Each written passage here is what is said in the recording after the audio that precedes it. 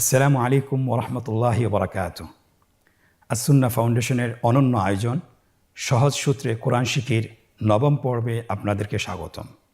আবদুল্লাহ ইবনে আমর রাদিয়াল্লাহু আনহু থেকে বর্ণিত, তিনি বলেন, কোরআনের বিষয়ে তোমাদের উপর অবশ্য পালনীয় এই যে তোমরা নিজেরা কোরআন শিক্ষা করবে এবং তোমাদের সন্তানদেরকে কোরআন শিক্ষা দিবে, কেননা এ বিষয়ে তোমাদেরকে জিজ্ঞাসা করা হবে এবং তার প্রতিদানও তোমাদেরকে দেওয়া হবে। আলহামদুলিল্লাহ। প্রিয় শিক্ষার্থী বন্ধুরা, গত ক্লাসগুলোতে আমরা আরবি হরফগুলো শিখেছি এবং পাশাপাশি যুক্ত হরফগুলোও শিখেছি এবং হরফগুলো কিভাবে লিখতে হয়, একক হরফ কিভাবে লিখতে হয় এবং যুক্ত হরফ কিভাবে লিখতে হয় আমরা তাও শিখেছি। আলহামদুলিল্লাহ। প্রিয় বন্ধুরা, আজকের নবম ক্লাসে আমরা ভিন্ন জিনিস শিখব। ভিন্ন জিনিসটি হলো যে আমরা বাংলায় স্বরচিহ্ন শিখে থাকি, আকার, ইকার, উকার। আরবিতেও কিন্তু আপনার আকার, ইকার, উকার রয়েছে। আপনারা স্ক্রিনে দেখতে পাচ্ছেন একটি চিহ্ন এসেছে, এই চিহ্নটিকে বলা হয় জবর। এটাকে আমরা যদি বাংলায় বলি তাহলে এটাকে আমরা বলতে পারি আকার। বাংলায় জবরের উচ্চারণ হবে আকার দিয়ে। আমরা উদাহরণ সহকারে পরবর্তীতে আমরা পড়ব এবং আপনাদেরকে দেখাবো ইনশাআল্লাহ। আরেকটি চিহ্ন এসেছে, এর নাম হলো জের। এর নাম আবার বলুন, জের। আপনারা দেখতে পাচ্ছেন আরেকটি চিহ্ন এসেছে, এর নাম হলো পেশ। এর নাম কি? পেশ। প্রথম চিহ্নটি আমরা বলেছিলাম যে বাংলায় উচ্চারণ হবে আকার। দ্বিতীয় চিহ্ন জের, এর বাংলা উচ্চারণ কি হবে? ইকার। এবং লাস্ট চিহ্ন সেটার নাম হলো পেশ, বাংলা এর উচ্চারণ হবে উকার। তাহলে আমরা যদি বাংলার সাথে মিলিয়ে যদি আমরা পড়ি তাহলে আমাদের জন্য সহজ হবে ইনশাআল্লাহ। তাহলে আমরা হরফগুলো চিনেছি। আমরা জানি যে হরফের উপরে সবসময় জবর বসে আর হরফের নিচে জের বসে এবং হরফের উপরে পেশ বসে। দুইটা চিহ্ন হরফের উপরে বসে এবং আরেকটি চিহ্ন হরফের নিচে বসে। তাহলে এই তিনটি চিহ্নকে বলা হয় হরকত, জবর, জের, পেশ। বাংলায় আকার, ইকার, উকার। খুব সহজ না? আলহামদুলিল্লাহ। এই তিনটি চিহ্নকে বলে হরকত। আমরা জানি যে হরকতের উচ্চারণ একটু তাড়াতাড়ি করতে হয়। হরকতের উচ্চারণ একটু তাড়াতাড়ি করতে হয়। এখন উদাহরণ সহকারে পড়ব। আগে একরকম উচ্চারণ ছিল, এখন জবর, জের, পেশ দেওয়ার পরে আরেক ধরনের একটা উচ্চারণ হবে, আরেক ধরনের সাউন্ড হবে। শুরুতেই আপনারা দেখছেন আলিফের উপর জবর দেওয়া আছে এবং পরবর্তী হরফে আলিফের নিচে জের দেওয়া আছে এবং পরবর্তী হরফে আলিফের উপর পেশ দেওয়া আছে। আপনারা একটা বিষয় খেয়াল রাখবেন যে আলিফের উপর যখন জবর অথবা জের অথবা পেশ বসবে তখন কিন্তু এটাকে আলিফ বলা যাবে না, এটাকে বলতে হবে হামজা। যেহেতু এটার উপরে জবর এবং নিচে জের এবং উপরে পেশ দেওয়া আছে, তাহলে আমরা এটাকে কি বলবো? হামজা। তাহলে আমরা হামজা বলেই আমরা শুরু করছি। হামজা জবর আ, হামজা জের ই, আ ই। হামজা পেশ উ, আ ই উ। আবার বলুন, আ ই উ। আলহামদুলিল্লাহ, কত সহজ। পরবর্তী হরফ বা। বা জবর বা, বা জের বি, বাবি। বা পেশ বু, বাবি বু, বাবি বু। আলহামদুলিল্লাহ। যে হরকত বিশিষ্ট হরফের লিখন রূপ, হরফগুলো কিভাবে লিখবেন স্ক্রিনে দেখুন। উপর থেকে একটু নিচে বাঁকা করে এটা রেখাটা টান দিতে হবে, তাহলে এটা জবর হয়ে যাবে। জের সেম, দেখতে একই রকম, একটার অবস্থান হলো উপরে আর জেরের অবস্থান হলো নিচে। আর পেশটি জবরের উপরের মাথাটি গোল করে দিলেই পেশ হয়ে যাবে। তাহলে আশা করি খুব সহজ। আপনারা স্ক্রিনে দেখতে পাচ্ছেন হামজার উপর জবর এবং হামজার নিচে জেড এবং হামজার উপর পেশ দিয়ে হরফটি লেখা সম্পন্ন হয়েছে। আলহামদুলিল্লাহ। পরবর্তী হরফ বা, বায়ের উপর জবর এবং নিচে জেড এবং উপরে পেশ দিয়ে 3 হরকত বিশিষ্ট একটি হরফ লেখা হয়েছে এবং এর নিচে যুক্ত হরফ সহকারে লেখা হয়েছে। আপনারা দেখতে পাচ্ছেন যুক্ত হরফ সহকারে, একটা হলো এককভাবে লেখা, আরেকটা হলো যুক্ত অক্ষরের উপর লেখা। দুইটি আমরা আপনাদেরকে লিখে দেখিয়েছি, আপনারা ইনশাআল্লাহ চেষ্টা করবেন। এখন আমরা শুরু করব হরকতওয়ালা তৃতীয় হরফ। তৃতীয় হরফটি হলো তা। স্ক্রিনে লক্ষ্য করুন, তা জবর তা, তা জের তি, তাতি। তা পেশ তু, তাতি তু। এখানে একটি লক্ষণীয় বিষয়, সেটা হলো আপনি যখন পেশওয়ালা হরফ উচ্চারণ করবেন অবশ্যই আপনার ঠোঁটটি গোল করতে হবে। আপনি আমার দিকে লক্ষ্য করুন, তা পেশ তু। তাহলে আমরা একসাথে বলি তাতি তু। আবার বলুন তাতি তু। এখন আমরা শুরু করব 4র্থ নম্বর হরফ। আপনারা স্ক্রিনে দেখতে পাচ্ছেন, আমার সাথে বলুন সা জবর সা, সা জের সি। দুটি একসাথে করে বলুন স্যাসি। সা পেশ সু, স্যাসি সু। আবার বলুন স্যাসি সু। আলহামদুলিল্লাহ। এখন আমরা শুরু করব তা এবং সা হরফটি হরকত সহকারে কীভাবে লিখতে হয়। আপনারা স্ক্রিনে দেখতে পাচ্ছেন, তায়ের উপর জবর বসানো হচ্ছে, তায়ের নিচে জের লেখা হচ্ছে এবং তায়ের উপর পেশ লেখা হয়েছে। একটি বিষয় লক্ষ্য রাখতে হবে, আগে কিন্তু হরকত লেখা যাবে না। আপনাকে শুরু করতে হবে, আগে হরফ লিখতে হবে, এরপরে হরকতের চিহ্নগুলো বসাতে হবে। স্ক্রিনে লক্ষ্য করুন চতুর্থ হরফটি কিভাবে লেখা হয়। থায়ের উপর জবর বসানো হয়েছে, থায়ের নিচে জের বসানো হয়েছে এবং থায়ের উপর পেশ বসানো হয়েছে। আলহামদুলিল্লাহ, লেখাটা কত সহজ।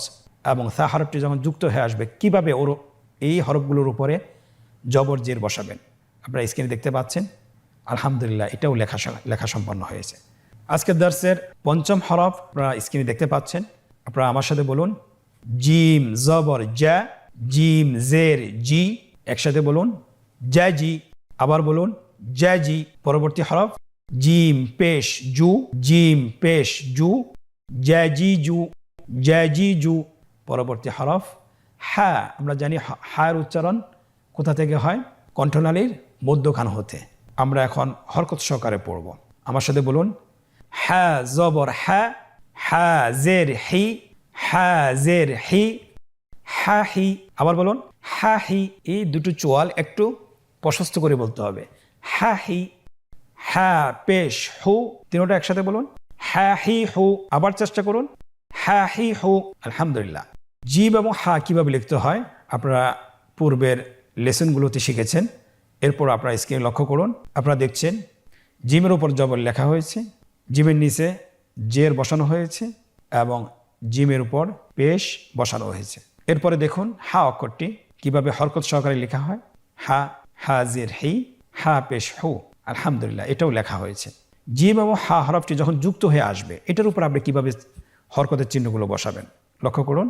হা হি হু, জা জি জু। কতই না সহজ। আলহামদুলিল্লাহ, আল্লাহ তাআলা আমাদেরকে আরও সহজ করে দিন।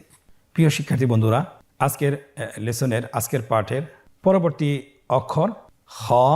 আপনারা আমার সাথে বলুন, খ জবর খ, খ জের খি, খ খি, খ খি, খ পেশ খু, খ খি খু।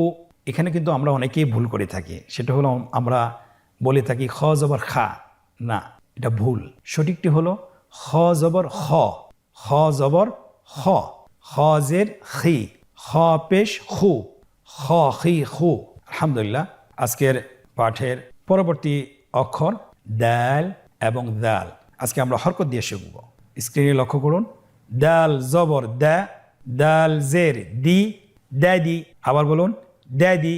দাল পেশ দু, দাদি দু। সহজ না? আলহামদুলিল্লাহ। আবার বলুন, দাদি দু।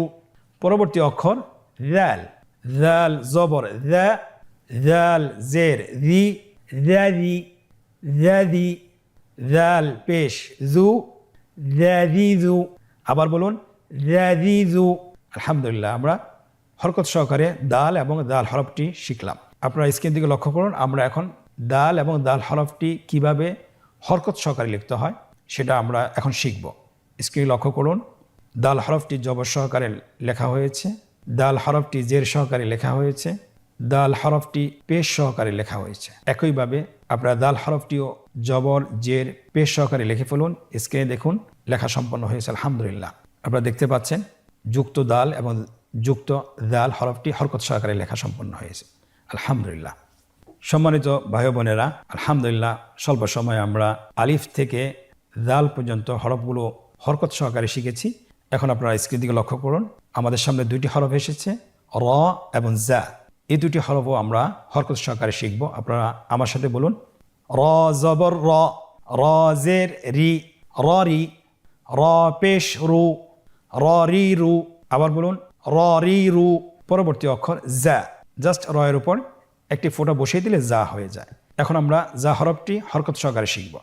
জা জবর জা, জা জের জি, জাজি। আবার বলুন, জাজি। জা পেশ জু, জাজিজু, জাজিজু। আলহামদুলিল্লাহ, র এবং জা হরফটি হরকত সহকারে কীভাবে লিখতে হয় আপনারা স্ক্রিনে দেখতে পাচ্ছেন। র হরফটি জবর জের পেশ সহকারে লেখা হয়েছে, জা হরফটি জবর জের পেশ সহকারে লেখা হয়েছে।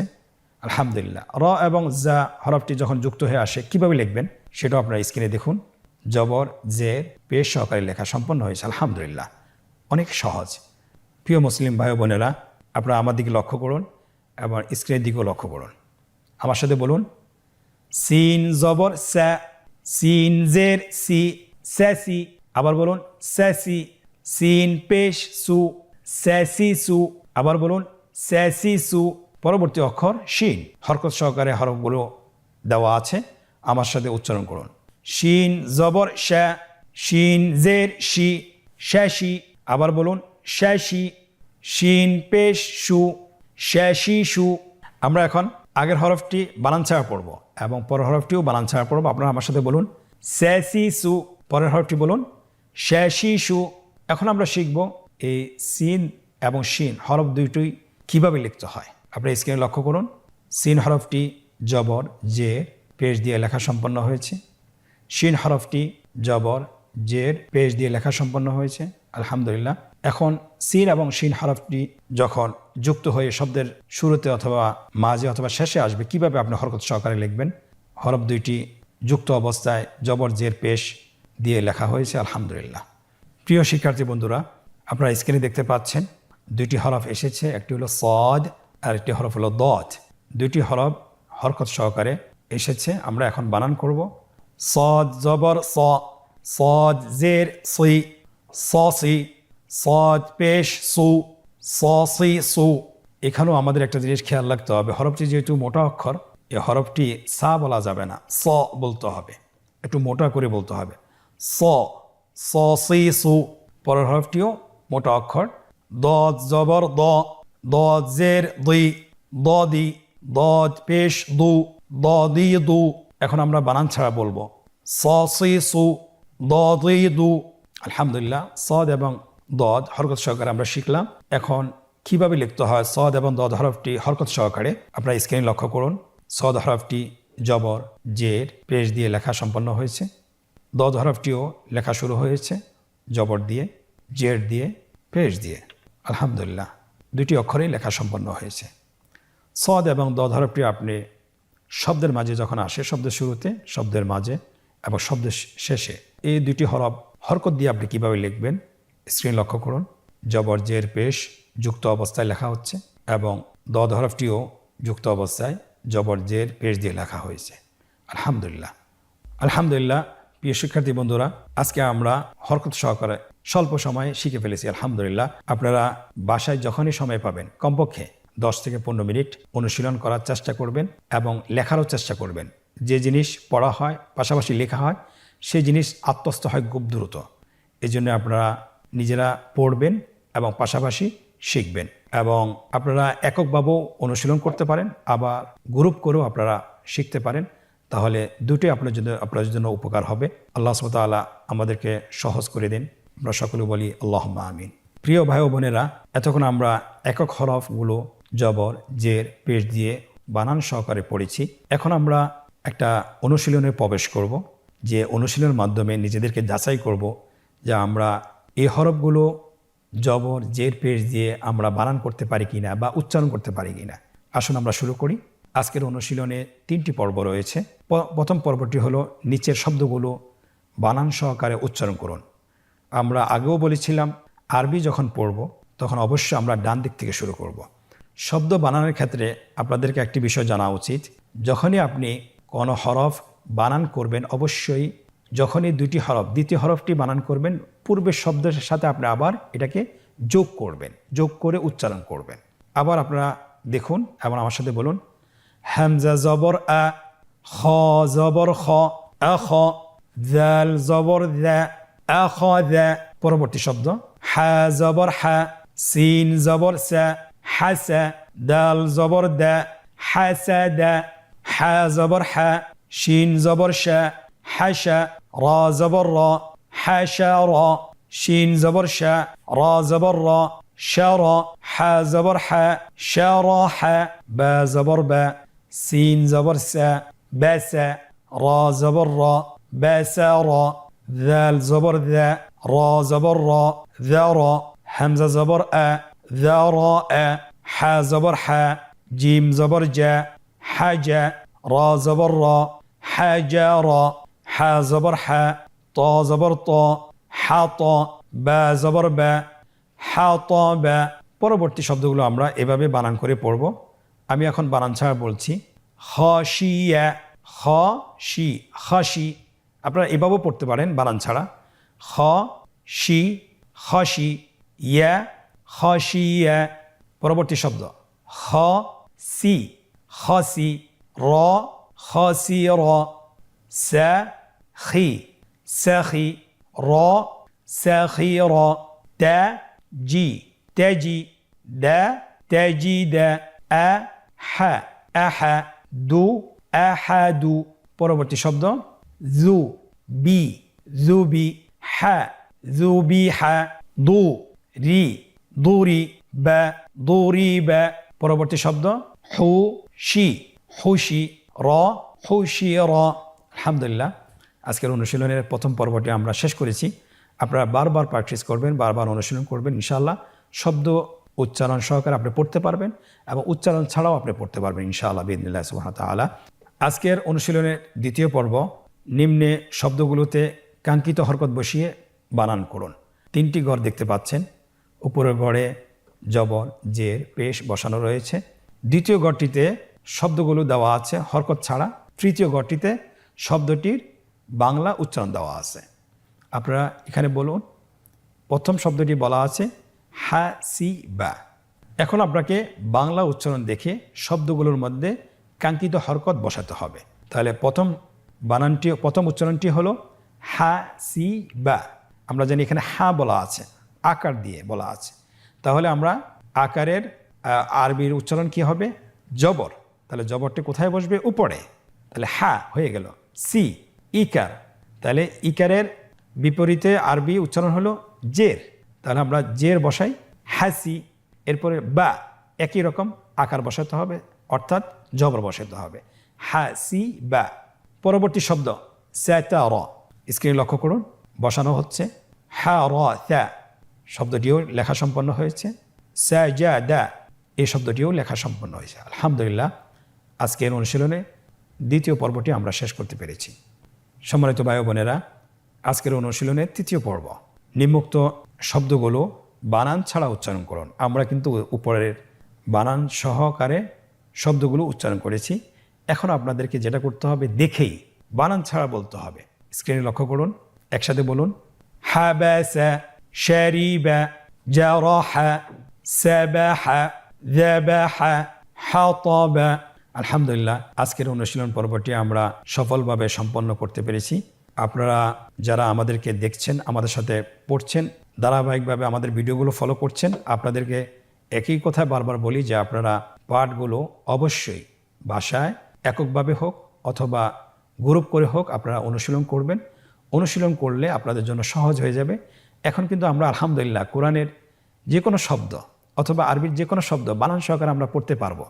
আমরা এই পাঠটি যদি আমরা শেষ করতে পারি, হরকতের পাঠটি, তাহলে আমরা পুরোপুরি যে কোনো শব্দ বানান করতে পারবো। আল্লাহ তাআলা আমাদেরকে সহজ করে দেন। ওমা তৌফিক ইল্লা বিল্লাহ।